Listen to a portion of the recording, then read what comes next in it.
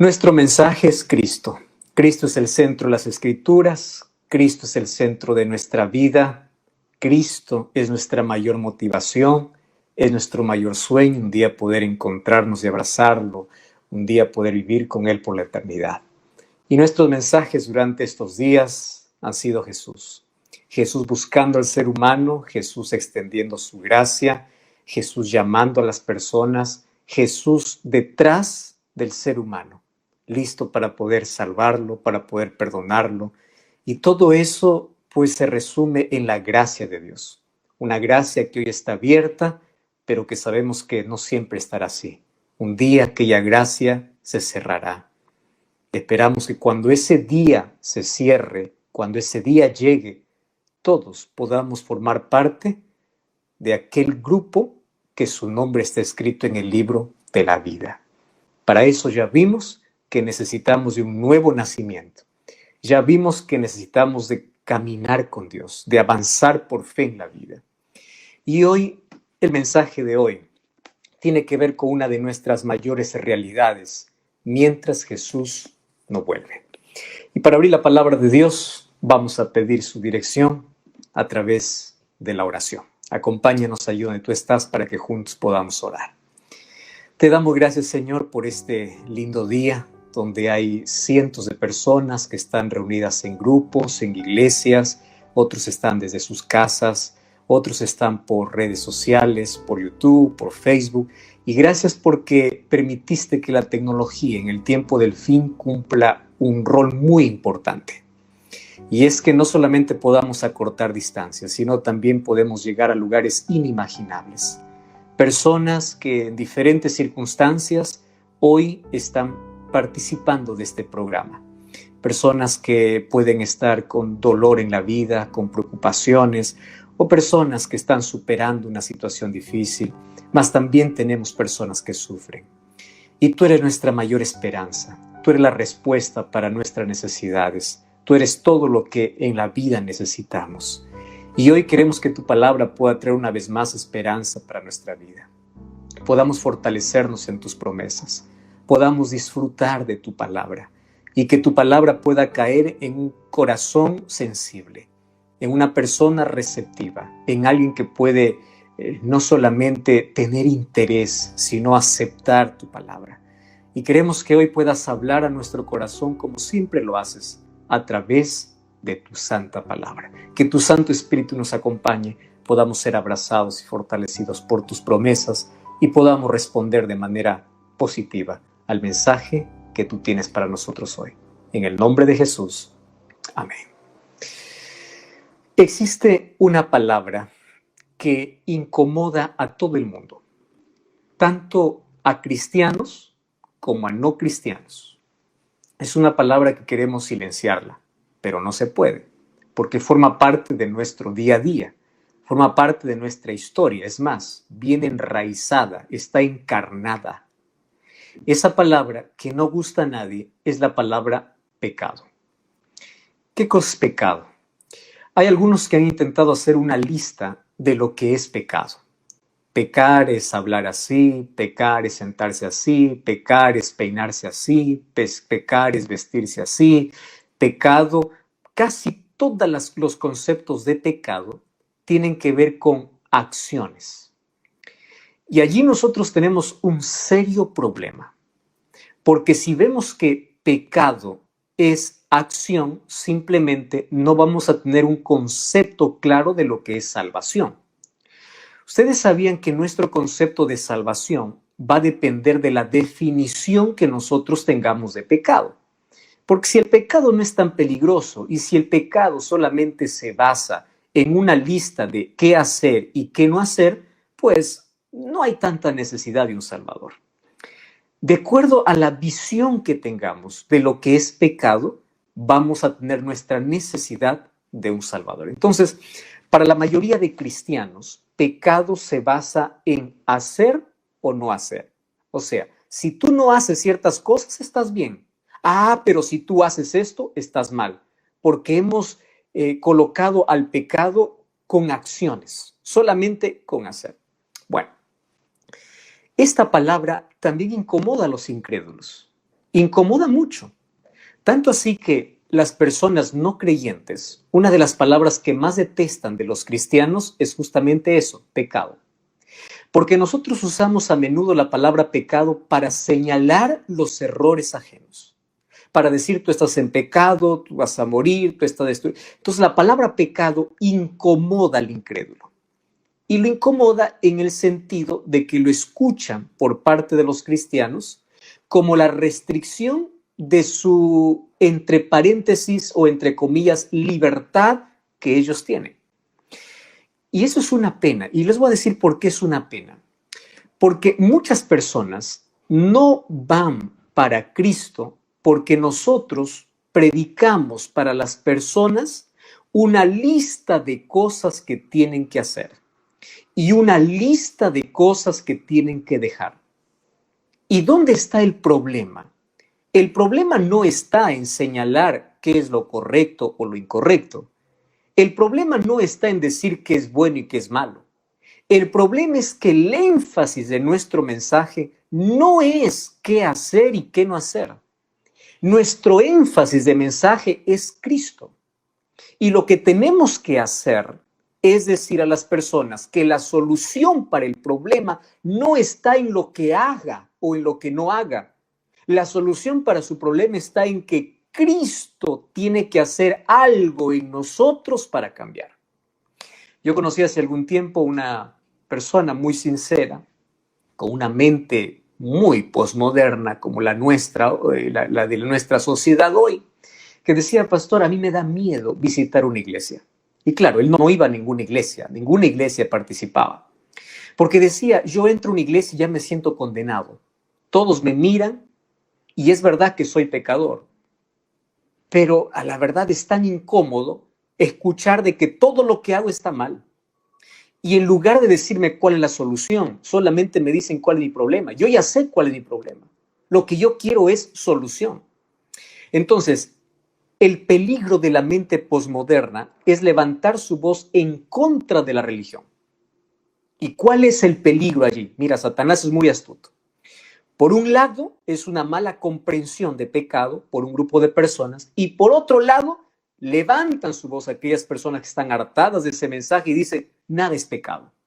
Puedes hacer lo que quieres, puedes vivir lo que quieres, cada uno tiene su propia verdad, no existe una verdad absoluta, todo es relativo, lo que para ti es pecado, para ti no es, así que tú eres libre, es la mente posmoderna. Entonces, ¿cómo poder alcanzar aquella mentalidad de personas que al pecado no llaman pecado o odian esa palabra, pero darle la solución porque hay un problema que sí tenemos y es que el pecado nos lleva a la muerte? Y allí nosotros encontramos un tremendo conflicto. ¿Qué cosa es lo que nosotros tenemos que hacer? Bueno, para ello nosotros tenemos que partir de nuestra realidad. ¿Y cuál es nuestra realidad? La realidad es que el pecado no tiene que ver solo con acciones. El pecado tiene que ver con mi naturaleza. Y allí cambia mi concepto de salvación. ¿Por qué razón? Porque yo voy a encontrar que en la vida hay muchas personas que tienen un mejor comportamiento que un cristiano y está perdido. Pero uno puede decir, ¿por qué? Les voy a hacer un ejemplo. Miren, el joven rico hacía todas las cosas correctas, guardaba incluso los mandamientos de Dios, pero estaba perdido. Porque en su concepto del joven rico era de que pecado es hacer y no hacer. Así que si yo no mato, no adultero, no robo, no, ya estoy bien. Y Jesús te dice, no, estás perdido. Porque pecado va más allá de acciones. El apóstol Pablo, en el libro de Romanos, nos cuenta cuál es su lucha. Y en el capítulo 7 dice, el pecado mora en mí. Y cuando yo reviso la vida del apóstol Pablo, pues yo quedo admirado porque es un hombre que ama a Dios. Es un hombre que está dedicado en la obra de Dios. Y si es que él dice el pecado mora en mí, entonces el pecado es otra cosa. Mira, allí el versículo 14, versículo 15 dice así, del Romanos capítulo 7, versículo 15. Porque lo que hago no lo entiendo, Pues no hago lo que quiero, sino lo que aborrezco hago. Y si lo que no quiero eso hago, apruebo que la ley es buena.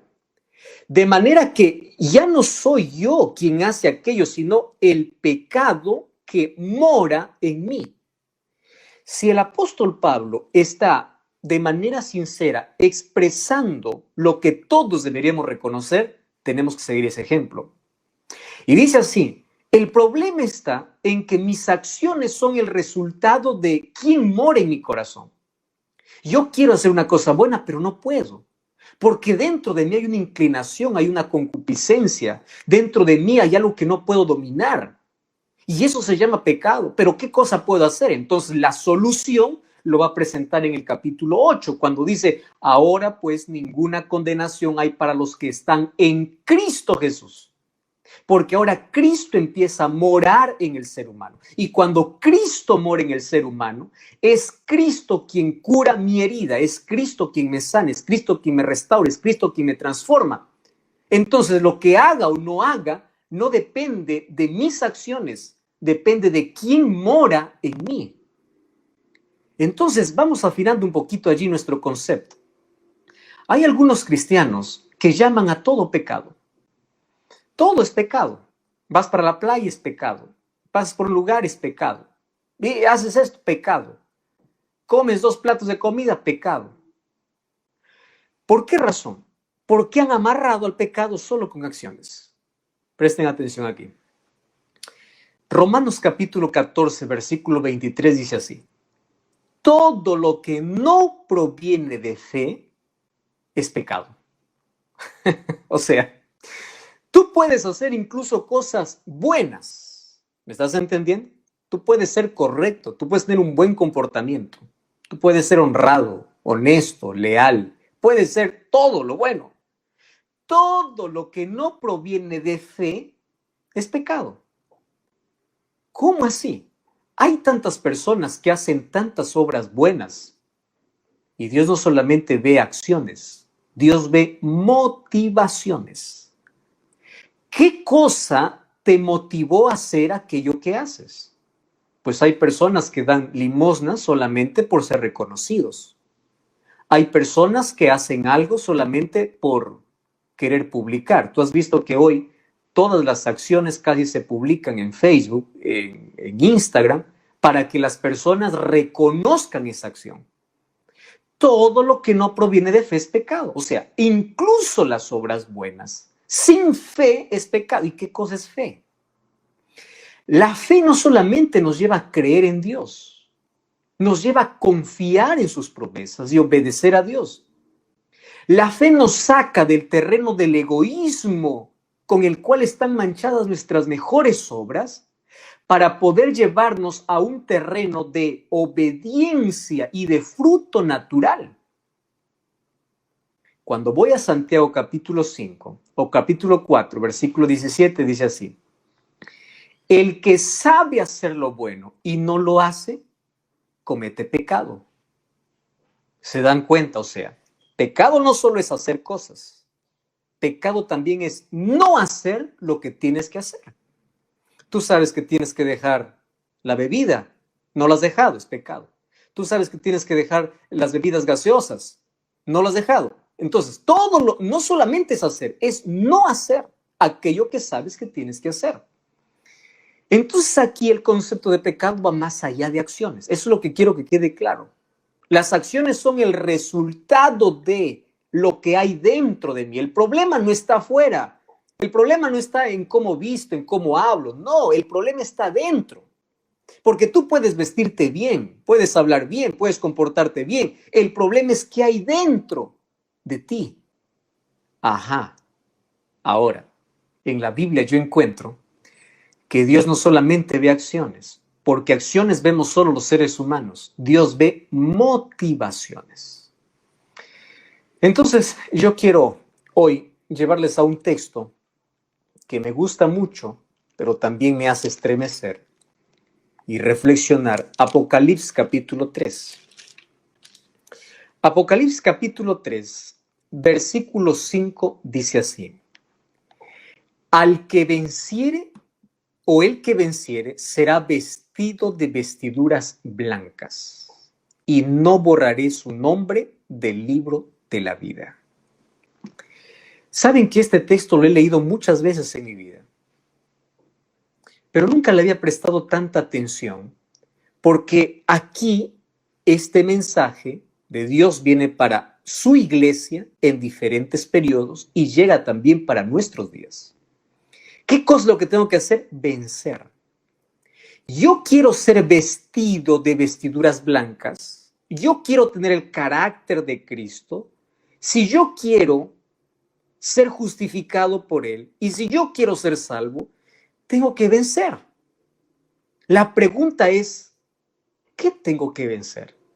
Dice, el que venciere será vestido, y no borraré su nombre del libro de la vida. Y Jesús dice que solamente entrará al cielo aquellos que tienen su nombre escrito en el libro de la vida. Si yo voy al versículo 21 del mismo capítulo 3, dice así: al que venciere le daré que se siente conmigo en mi trono, como yo he vencido y me he sentado con mi Padre en su trono. Aquí la palabra clave es la palabra victoria. Para tener victoria hay que pelear, hay que luchar. Para vencer, todo aquel que vence significa que entró en una competencia, entró en una lucha. Nadie dice, vencí sin hacer nada. Imposible. Para vencer hay que luchar. Y la pregunta es, ¿qué? ¿Qué tengo que vencer? Pues es obvio, ¿no? Tengo que vencer el pecado que me domina. Pero si yo empiezo a pensar en el pecado que me domina y que el pecado va más allá de lo que haga, va con mis motivaciones, va con mi naturaleza, entonces yo digo, estoy perdido. ¿Por qué? Imposible. ¿Cómo es que yo puedo vencer? ¿Cómo? Porque, y hay tantas personas que luchan y dicen, pastor, yo no puedo, yo no nací para ser cristiano. Yo escuché ese término muchas veces. ¿Por qué razón? Lucho y caigo. Tengo algo que me domina. No puedo vencer. Mi lucha es, yo lucho, yo peleo, pero no puedo. ¿Cómo puedo abandonar esto? ¿Cómo puedo dejar lo otro? Y tú sabes que todos tenemos en la vida una lucha. Cuando yo voy al libro de Santiago, capítulo 4, versículo 7, dice, resistid al diablo. Y hay personas que dicen, pastor, eso yo no puedo, porque ante la tentación cedo. Y es allí donde entramos en un conflicto. Y un conflicto tremendo, porque aquí me desafía en el libro de Apocalipsis que yo tengo que vencer. Para vencer tengo que luchar, tengo que pelear. ¿Contra quién? Si me piden luchar contra el diablo me va a vencer. Si me piden luchar contra la tentación, probablemente por mi inclinación pecaminosa sea vencido. ¿Qué cosa tengo que hacer? Y hoy yo quiero hablar acerca de la lucha, hermanos. ¿Cuál es nuestra verdadera pelea? Porque hay algunos que están peleando la batalla equivocada. Hay algunos que están luchando contra algo que siempre les va a vencer. Hoy quiero hablar qué significa tener la victoria, qué significa vencer. ¿Qué cosa es lo que significa vencer? Para comenzar, yo tengo que definir qué es pecado. Y hay tantos conceptos de pecado. En la Biblia por lo menos hay unos 10 conceptos diferentes de pecado. Pecado es transgresión contra la ley de Dios. Pecado es rebeldía abierta. Pecado es una adoración falsa. Pecado es cerrar al blanco. O sea, hay diversos conceptos. Pero todo eso se puede juntar y definir en una sola palabra. Si nosotros entendemos el concepto de lo que es pecado en una sola palabra, vamos a encontrar rapidísimo la solución. ¿Qué cosa es pecado? Una sola palabra. Olvídate de qué hacer y qué no hacer. Una sola palabra. Pecado es independencia de Dios. Esa es la palabra, independencia. Escúchame aquí. Tú puedes ser una persona admirada, aplaudida, con buenas obras, puedes tener un cargo, puedes, lo que tú quieras. Pero si tú no dependes de Dios, estás perdido.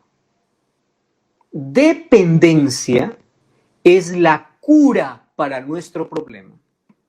Y ahora te voy a hablar de qué se trata nuestra lucha. Nuestra lucha no es contra el pecado. Nuestra lucha es cuánto dependemos de Dios. Porque fíjate una cosa, para que una persona cometa las obras de pecado, que son los frutos del pecado, deshonradez, deshonestidad, deslealtad, avaricia, codicia, robo, todos los que llamamos pecado. Para que una persona cometa eso, primero tiene que independizarse de Dios, tiene que alejarse de Dios. Porque una persona que depende de Dios no puede cometer eso. O sea, si el diablo quiere destruirte, una cosa va a ser, una cosa, ¿qué cosa es? Alejarte de Dios. Porque mientras estés aferrado a Dios, no puede. Podrá rugir, podrá tener hambre de destruirte, podrá hacer lo que quiera, pero no puede. Mientras te aferres a Dios, mientras dependas de Dios, mientras te entregues a Dios, mientras todos los días y cada minuto de tu vida dependas de Dios, Satanás no puede hacer nada. Por eso, él manda a sus demonios para hacer una cosa: aléjalo de Dios. Y ustedes saben que, esto es muy importante lo que voy a decir, las personas no se alejan de Dios simplemente haciendo cosas malas. Hay personas que viven lejos de Dios, inclusive haciendo cosas buenas. ¿Cómo es esto, pastor? Explíqueme. Te voy a explicar así. Con mi propia experiencia. Yo comencé a predicar cuando tenía 12 años de edad. Dios me dio esa bendición y ese privilegio de poder visitar muchos lugares en mi país. Hacía semanas de evangelismo y campañas de 15, antes decían campañas de 15 días, y yo llegué a hacer hasta carpas de un mes de conferencia. Durante todo ese tiempo, mi dedicación era visitar a las personas, era preparar mis sermones, era predicar el evangelio. Todos los días. Yo me levantaba temprano, visitaba a las personas, salía con hermanos, allí conversaba con aquellos que iban a las reuniones, preparaba los temas. Todo el día estaba en actividad, todo el día. ¿Me estás entendiendo? Ahora, ¿estaba haciendo las cosas de Dios? Sí, pero había un problema. Tanto era mi preocupación por hacer que olvidaba muchas veces de tener mi comunión personal con Dios. Oraba ese momento que debía tener para orar, yo solo en la presencia de Dios. No, porque hay muchos que llaman oración al saludo, ¿no? Algunos van a Dios: Señor, gracias por esta noche, en nombre de Jesús, amén. Eso no es oración. Señor, gracias por este día, acompáñame esta noche, en nombre de Jesús, amén. Eso no es oración. Hay muchos que no oran, hay muchos que repiten frases. Dependencia, no estoy hablando de esas cosas. Dependencia es pasar ese tiempo con Dios. Muchos somos como Marta, que queremos servir a Dios, y pocos son como María, que se sientan a los pies de Jesús para escuchar a Jesús. ¿Por qué te estoy contando esta experiencia? Porque yo pude haber hecho tantas cosas para Dios, pero un día me di cuenta que no estaba pasando mucho tiempo con Dios. Y hay una enorme diferencia entre hacer cosas para Dios y pasar tiempo con Dios. Yo puedo estar perdido, incluso haciendo cosas buenas. Porque lo que hace Satanás es llenarme mi vida de actividades para independizarme de Dios. Cuando yo me alejo de Dios, soy presa fácil. Puedo caer, puedo resbalar. Satanás tiene una sola cosa en mente: llénalo de actividades, aunque sea de cosas buenas, pero con tal que no tenga tiempo para orar, que no tenga tiempo para leer la Biblia, que no tenga tiempo. Ya, no importa que haga lo que haga, pero si no tiene tiempo para estar con Dios, ya está desligado, está independiente, está separado. ¿Cuántas veces hemos salido al trabajo sin tener esa comunión con Dios? Vivimos siendo cristianos, pero separados de Dios. ¿Entienden qué tragedia es esa? Creemos en un Dios que no escuchamos. Hablamos de un Dios, pero no hablamos con Él. Eso es una tragedia, porque el pecado en sí consiste en la separación.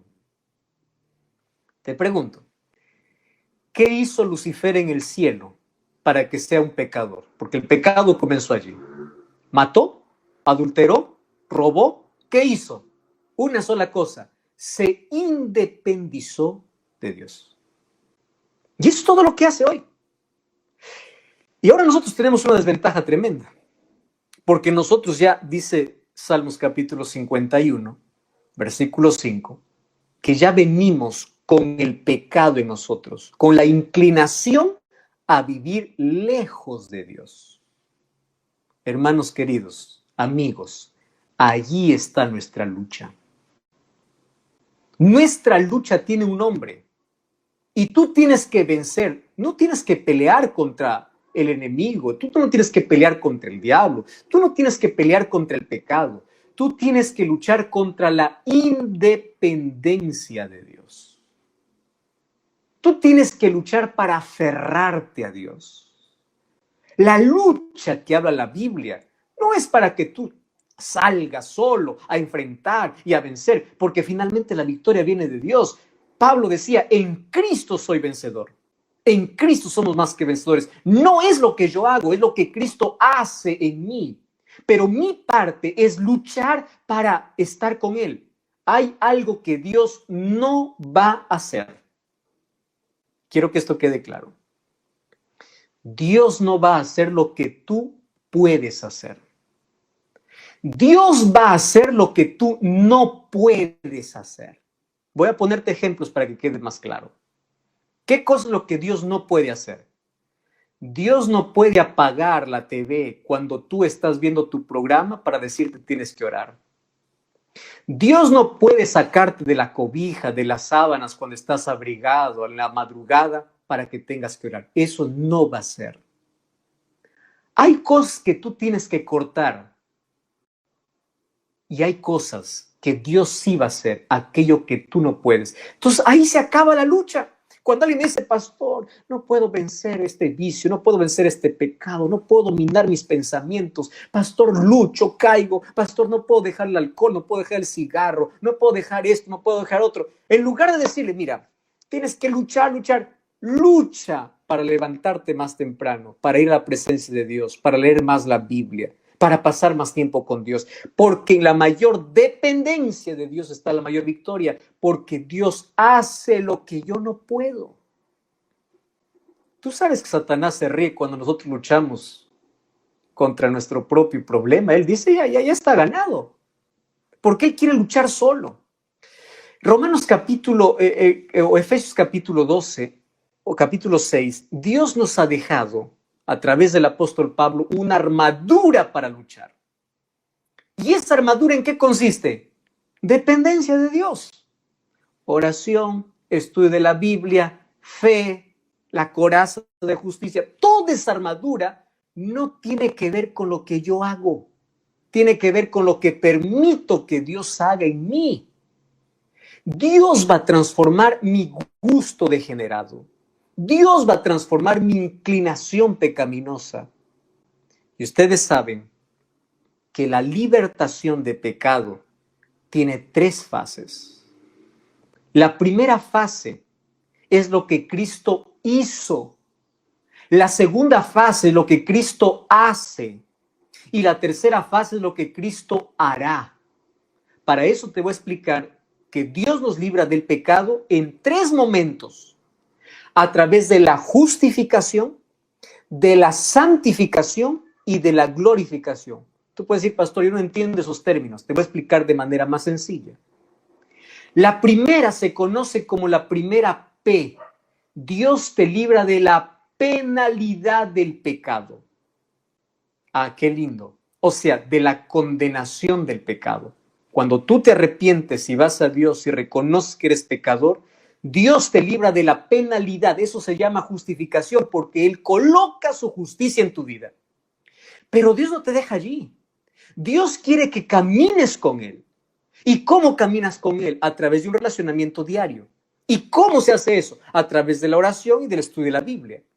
Entonces, cuando tú caminas con Él, allí entras en el proceso de santificación y allí viene la segunda P, que es que Dios te libra del poder del pecado. El pecado no está eliminado en ti, Pero como alimentas tu comunión con Dios, el pecado cada vez tiene menos poder en tu vida. Ya no te domina. Antes te dominaba el apetito, antes te dominaba el vicio, antes te dominaba la inclinación, antes te dominaba. Ya no te domina porque Cristo ahora te libra del poder del pecado. Esa es la segunda P. ¿Y cuál es la tercera P, pastor? La tercera P es que Cristo un día nos librará, por eso es lo que Jesús hará en el futuro, de la presencia del pecado. ¿Cómo de la presencia del pecado? Ese momento se llama glorificación.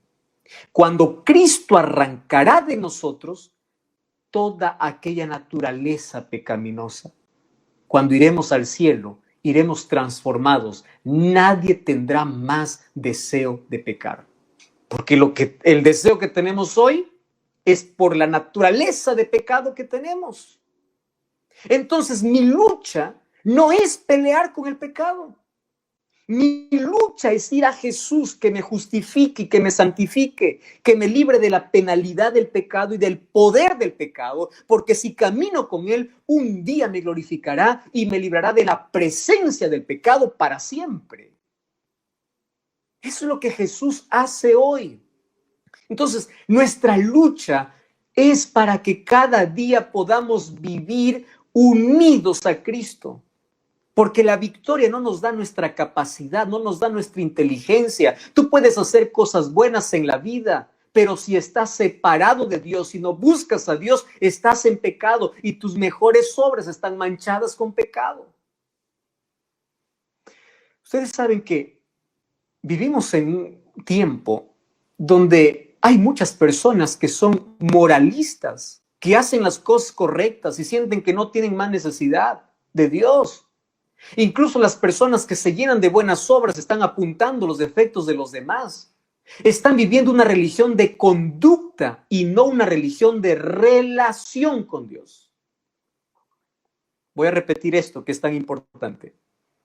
Muchos viven una religión de conducta, no una religión de relación con Dios. Entonces, cuando yo veo que alguien está mal, alguien está en pecado, tú no puedes decir, pastor, ya, pues voy a quedar callado, voy a dejar que se pierda. No, no, no. ¿Cuál es mi parte? Mi parte es acercarme y decirle así, yo soy pecador igual que tú.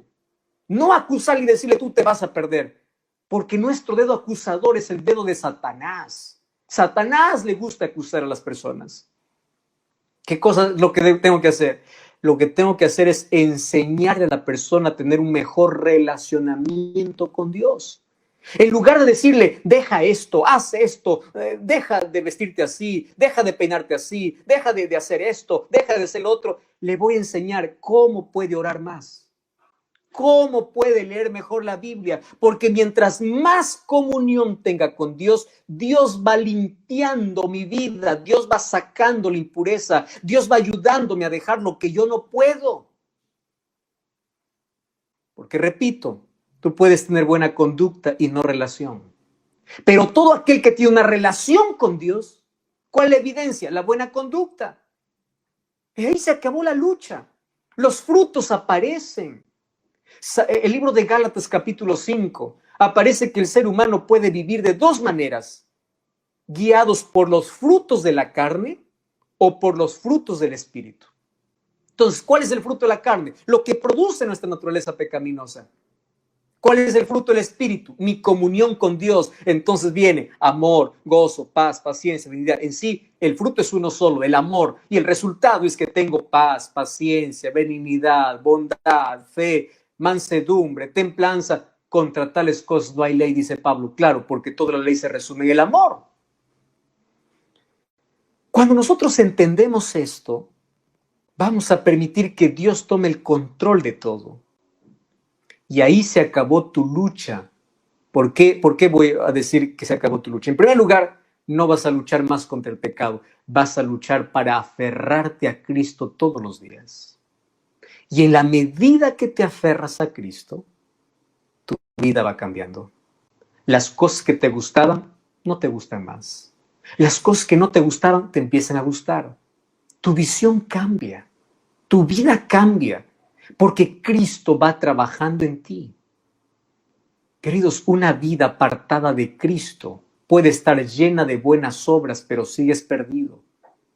Y ahí también acabó la lucha de aquel que dice, pastor, yo no quiero bautizarme porque ya vi que mi primo, mi cuñado, mi tío se bautizó y cayó y se ensució y hoy no quiere más y yo tengo miedo a fallar. ¿Por qué muchas personas tienen en su cabeza de que el momento que uno se bautiza a Jesús, pues tiene que vivir siempre en perfección y en santidad? Y claro que el llamado de Dios es que vivamos en santidad, pero esa santidad es el resultado de la comunión directa. Cuando una persona me dice, pastor, yo tengo miedo de entregarme a Jesús porque tengo miedo a fallar, yo le digo así, fallar depende de ti.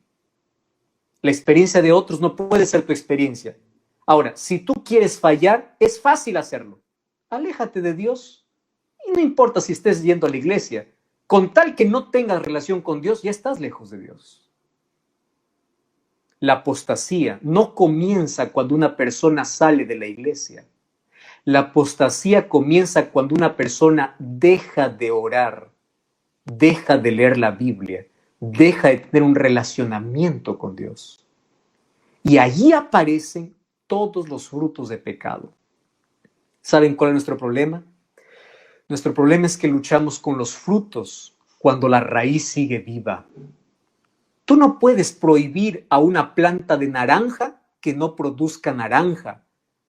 Tú no puedes decir que una naranja produzca uvas porque es imposible. Pero si tú puedes cambiar de planta, pues vas a esperar los frutos esperados. Tú no puedes esperar que el ser humano deje de cometer actos pecaminosos porque es pecador. Su raíz es el pecado. Pero si Jesús transforma nuestra raíz, si Jesús transforma nuestra naturaleza, los frutos aparecen de manera natural. Entonces allí podemos ser vencedores. Queridos, yo quiero leer con ustedes este texto que es claro, Santiago capítulo 4, versículo 7, dice así: someteos a Dios, resistid al diablo y él huirá de vosotros. Versículo 8, acercaos a Dios y él se acercará a vosotros. Pecadores, limpiad las manos, vosotros de doble ánimo, purificad vuestros corazones. Versículo 10, humillaos delante de Dios. ¿Cuál es la palabra que más se repite aquí para tener victoria sobre las artimañas de Satanás y sobre el pecado? 3 palabras. Número 1, someteos. Número 2, acercaos. Número 3, humillaos delante de Dios. ¿Cuál es el secreto de nuestra victoria? 3 verbos, 3 acciones. Primera acción, sométete a Dios. La victoria no viene porque tú sabes luchar, porque tú eres inteligente, porque tienes un cargo. No, la victoria viene cuanto más te sometas a Dios. Número 2, la victoria viene cuanto más te acerques a Dios. Número 3, la victoria viene cuando te humilles a Dios. Por eso en este momento yo voy a hacer un llamado muy especial. Y voy a hablarte primero para ti que eres cristiano y estás por mucho tiempo en la iglesia. Tú sabes que el tiempo en la iglesia no es garantía de que estés salvo. No es cuánto tiempo llevas en una iglesia, es cuánto tiempo pasas con Dios. Número 2, yo voy a llamar a aquellas personas que todavía no se han comprometido con Dios. Hasta hoy estás produciendo frutos y estás diciendo, yo voy a vencer este pecado, yo voy a vencer. Nunca vas a vencer a menos que no te acerques a Dios, a menos que no te sometas a Dios, a menos que no te entregues a Dios. Nadie cambia para ir a Jesús. Si tú puedes cambiar solo, ya no necesitas de Jesús. Tú necesitas ir a Jesús como estás para que Él haga el milagro en tu vida. Entonces, deja aquella excusa. Tengo miedo. Es que no puedo. Es que tengo este vicio. Es que tengo este compromiso. Es que no puedo dejar esto. Deja de pensar así, porque tu victoria no se trata de lo que dejes o no dejes. Tu victoria se trata de si te sometes a Dios, si te humillas a Dios, si te acercas a Dios. Cuando Jesús venga, habrán 2 grupos de personas. Un grupo que irá al cielo y otro grupo que se quedará para luego ser terminado completamente. Yo les hago una pregunta.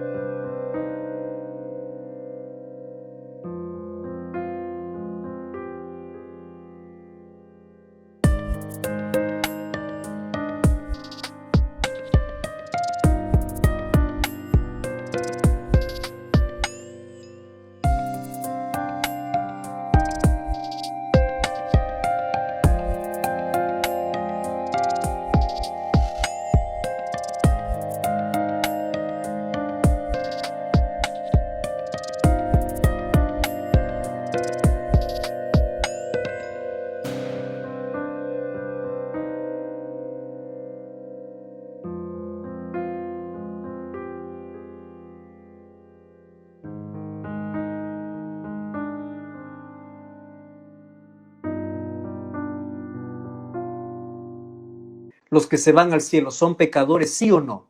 Sí. ¿Y los que se quedan son pecadores, sí o no? Sí. Entonces, ¿por qué un grupo de pecadores se va y otro grupo de pecadores se queda?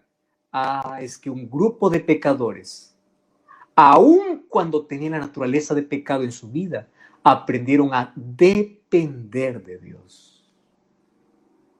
Mientras que otro grupo siempre colocó excusas para no acercarse a Dios. ¿Cuál es tu excusa que estás presentando? Por eso, en el nombre de Dios, deja tu excusa hoy y dile al Señor: Señor, yo quiero vencer en ti. Porque la mayor victoria es cuando dependes de Dios, cuando te rindes a Dios, cuando te entregas a Dios.